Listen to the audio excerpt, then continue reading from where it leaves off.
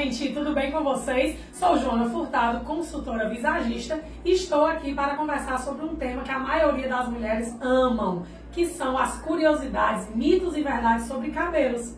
E hoje venho responder a uma dúvida que a maioria das pessoas tem, que é: tenho meu cabelo volumoso e ele se arma muito, então por isso não corto ele curto, porque se eu cortar curto, ele vai ficar mais volumoso e mais armado ainda.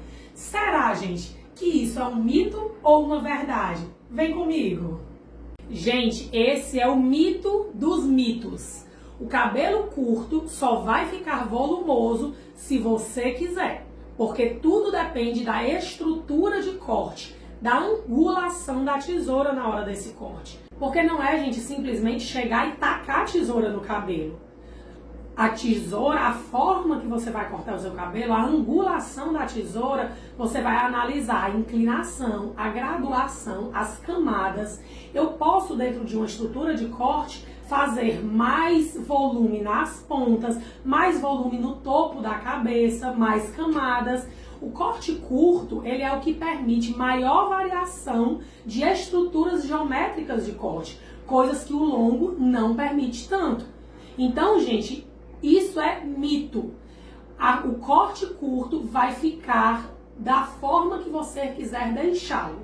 E a outra questão que eu quero conversar com vocês, tirando o corte, que é um dos fatores fundamentais, é a finalização desse cabelo, gente. Nem Gisele, como eu sempre digo, sai da cama Gisele. Ela tem que arrumar o cabelo. Então não importa se o seu cabelo é crespo, cacheado, volumoso, armado, afro, não importa.